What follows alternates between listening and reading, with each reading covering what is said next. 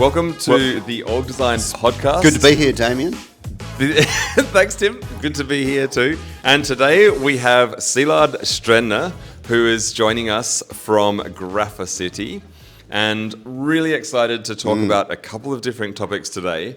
We're coming live from Milan. So welcome, Szilard.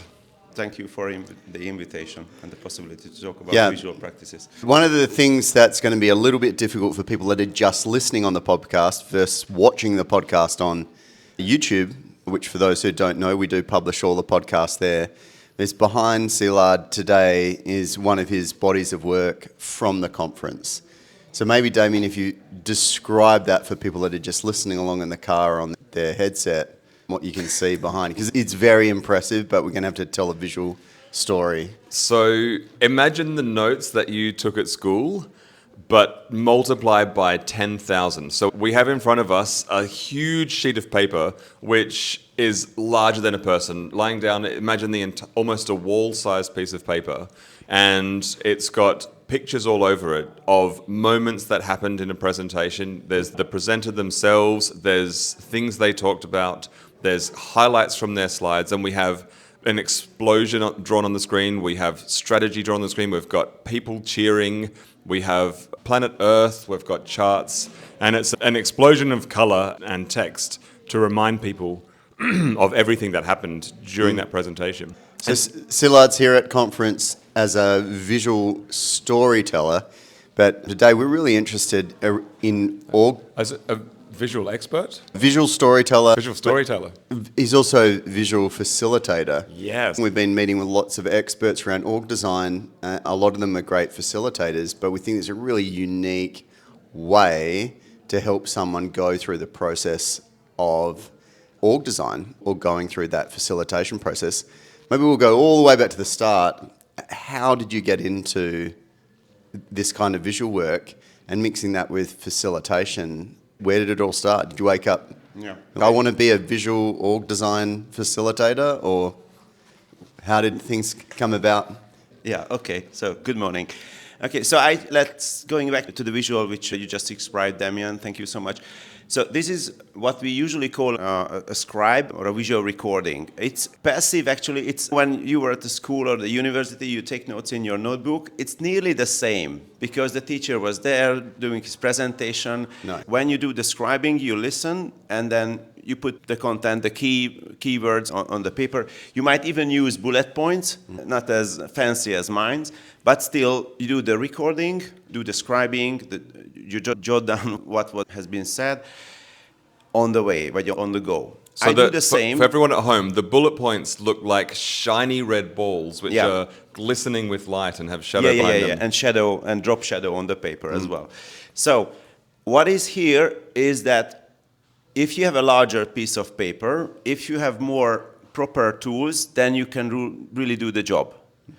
Because this was the change, the big transformation to me, because people knew that I was always drawing and scribing on my training, because I coming from the youth work field as a non-profit trainer. I've been doing volunteer management trainings, etc. And all my trainings were in the venue, were covered the room with full of flipcharts and wrapping papers, all sorts of things. But with the traditional markers, you cannot really do the same thing. And then in 2010, when I graduated as an OD consultant, I had the privilege to work together with Sabina Söder, a German-based visual facilitator. And then she introduced me the Neuland markers, which are in many colors, 30, 40 different colors, refillable markers. And even the nibs could be changed if it's broken. Wow. So it's really cool stuff. I can see on the board there's some very pale grey, which is just to add a little bit of a hint, or there's multiple colours of red to add dark and light and shadow to things. So there's not just one or two colours here, there's quite a depth of different colours. Yeah, and then, yes, you can do the scribing with two colours, black and white, or you can, if you Google and look for the works, for example, for Kelvy Bird, she's working on black paper with white and gray and gold and yellows and all sorts of things, working for Otto Scharmer in the Presencing Institute. And her work is just completely different from this kind of literal graphic recording, visual recording. So now going back, I was introduced to the tools the large papers and the boards, because usually in hotels it's not possible to have something beyond the flip chart, and it's small. That's the trouble. What I see in consulting processes, that you have a flip chart and full stop, and it's not big enough to suck in the thoughts of 20 people. You might take notes, and then you page, and then you page, Yeah. and then you page. And half an hour later, you try to find what you have put on the paper. You flip it back and forth. Oh, where is it? Or the trainer may even cannot read what is written on it. So that's why proper legible writing is another key. I've seen that because the paper's so large that you can connect things together. I've seen you draw lines and attach things from previous parts that might have happened 10 minutes ago. Reflect on what I saw yesterday is people would come and just stand and slowly go back through the arc of someone's presentation, or in your case, facilitation. We've seen something similar a lot. You've probably seen that where people take sticky notes and they put all the sticky notes over a glass wall where they can go and really stare and take in all the information. But this is really the next level when you've created a visual expression of what's happened over a facilitation. Facilitating's hard. How do you facilitate and draw at the same time, or is that just something that's come with time? So if you're helping someone, if someone said, oh, we're going through an org design process, we'd love you to come and facilitate and draw, can you only do the visual facilitation?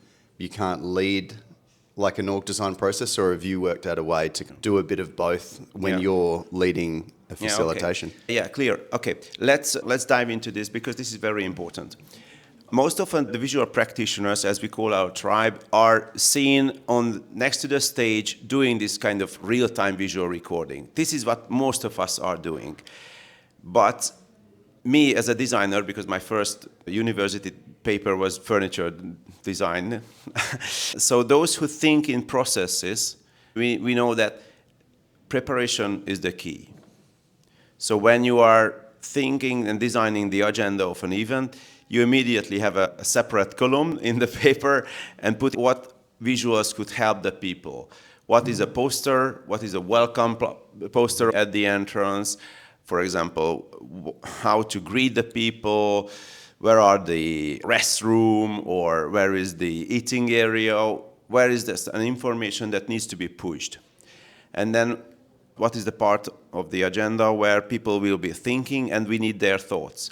So that's where templates are coming. If you open up this training book I just brought, there is a full chapter on templates. Templates are these empty structures. So, for example, here, this is a special conference because half of the process is open space technology. You might know this is coming from Harrison Owen, who thought people are here for the lunch and the buffet and to meet people. So let's turn conferences inside out, and then he designed the open space. That's what we have now, to make real conversations. So that's a poster. That's also prepared, pre-made, before the conference. This is what we have done together with my colleagues years ago. Okay, then here comes the empty structures. David Sibit, an old friend of mine from Grove Consultants, he has developed, that's Grove International from the San Francisco Bay Area. Nice, very old chap. They applied this kind of empty structures to support visual facilitation because they know the process, what is coming ahead. So, for example, now we are going to design an annual strategy of the departments of human resources, operations, procurement, client management, etc. So for what we're seeing here, for everyone at home, there's a page on here which has a few different templates and so before the event, these have been drawn with a large arrow with lanes on it that point off into the ocean, and then there's what looks like a sunrise out in the distance with the bubbles there, and all of this is a graphical layout, but there's space to put in the content from when the session actually happens. I'm a fairly visual person, and when I see that image, I immediately know, my brain goes to, oh, I know what we're up to. It puts me in the mind space to start planning with a blink of the eye at that image. Immediately. And I think it's really, really understated how important for quite a big number of the people in the room. Some are really verbal, some are really written, they want to read all the content prior to going into a meeting. But I think bringing in this visual element into org design or into the org design facilitation process is really important for a big group of people that attend. So bringing this in, I think, is such a powerful thing. Yeah. We see people trying to do it, drawing on themselves, but to go to this next level of having someone come and assist visually, I think is super, super interesting. I was actually thinking, I care a lot about time and location, and looking at this, I would be, are we behind or ahead of the agenda? Because I know what we need to cover in the rest of the time that we've got allocated here. And then I can see there's this much space. So this is the big thing that we need to cover because there's lots of space for it. And this is the final point because it's what the arrows are pointing to. Yeah, okay. So if we go back, so why these structures are especially good for managers and who are in the industry. These are diligent people who want to accomplish. So they see an empty space. Let's fill it. Yes. Let's prove that I can do. I have plans. Hey, boss, here's me. And then they are working on the deck cards or on Post-its, fill up what they plan, what they think would be good for the department, for the whole company, and holistically they can feel this structure, and then they can immediately box and then make agreements and arrangement in a holistic way. Instead of on PowerPoint or in Excel, you cannot really do that. Mm-hmm. Even if you see it on a big, large screen, you can't move the boxes, you can't move the cards. Mm-hmm. But with this old traditional Stone Age things like blue tack and a piece of cardboard with your hand written, it's just completely different. And then when I know that the group is going to create a strategy for them, so that's what we are contracted for. I do build the team, so there is trust, and then I design the process, I design the visual, the physical material that they are going to working on it, and lean back, the floor is yours, guys. And then they are start to working on it for a half a day, or I only need to maybe remind them of the time is passed by. Are you saying sort of for facilitation, it's about the preparation beforehand that really makes the facilitation successful? Yeah, absolutely. And that is why it's a field of knowledge and a field of different things. So for example, this is the Belbin team role model. You just put the big template on it. Each and every person in the management team has a card with his face on it, and then they can immediately see how many people are in the, So what we're looking at here, there's a large circle that's divided into different slices, like slices of a pizza. Yeah. And each slice of the pizza has got a picture in it. So there's a picture of a telephone, there's a picture of a light globe, there's a picture of an eyeball, a picture of a spanner, and so on. They go around there. And in the middle, there are lots of pictures of people which have been dotted around on that pizza. Yeah, this is actually the Belbin team roles model that you can find anywhere, and then you can easily find the Belbin team role test. So you will see immediately how many shapers, how many leaders are in your group, how many operation managements, etc. I think the other thing we've talked a lot about at the conference is org design being strategy first or people first, and the balance that you hold between those two things. And let's take the Belbin team models. The action of going and putting something up on the board or the action of writing something is very engaging for people. So they get to the end of the day and they've participated in the build of material, which I think's really important. Question for you. So we have most of our audience are leaders with org design challenges or problems, looking for solutions. How do they know if they're sitting today listening to the podcast thinking, actually, we've got a good idea of where we're going, got a super engaged team, but this sounds like a really interesting way of engaging the team in a facilitation. How would they know they're a good fit for you? Do you travel anywhere in the world, or is it just, I know you're based in Hungary at the moment. Yeah. Tell us a little bit about how, if someone's listening along, that they're a good fit for your style of work. Okay. Yeah, and then one more thing, which I think is important, visual facilitation, it doesn't end at the process. So when, I don't know, we are at Fridays, 6 p.m., then we are done, shake hands, and then I give the papers to the people and maybe send them the photos. That's not the end.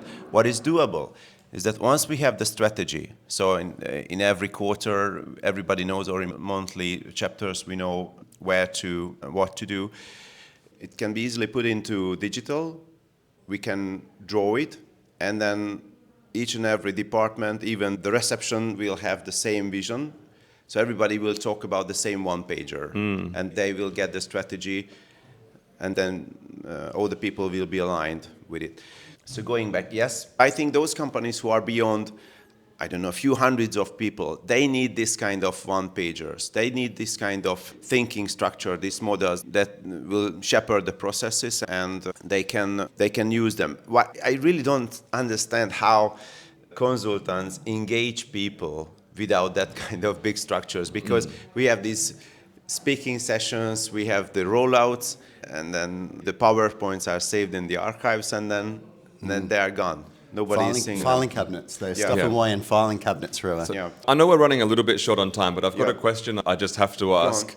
It's about the trust that's placed in you on how you decide what's important. Because looking at what's behind you there, some things are large and colorful, they've taken up lots of space. Some things are just small items in the corner which are smaller text or don't have big pictures at all. And there's not enough room to write every word. How do you choose what needs to be really prominent and bright and colorful and visual, and what things are just written as text or what things are left off? Yeah. Thanks to my secondary school English teacher, I can understand this international language. So this is one thing that I understand more or less the context. And thanks God, in the last 15 years, I'm in the business. Before that, I was in non-profit organizations and working with youth organizations and communities. And I have some experience in the governmental sector as well. So what I notice here is that sometimes there is a challenge with native speakers who they refer to and use kind of slang and then refer to something which is, what the heck are you doing? But then usually what I do is that, for example, here I invited David when he was done from the stage, and then we have gone through the visual notes and then checked everything. So with the common sense, I'm just hearing, okay, this is important. I also notice the audience, how do they react to these kind of things. And also for example, with the questions, so you see there is a big red bullet point here, which is header of this section. This is reflections and questions, and each and every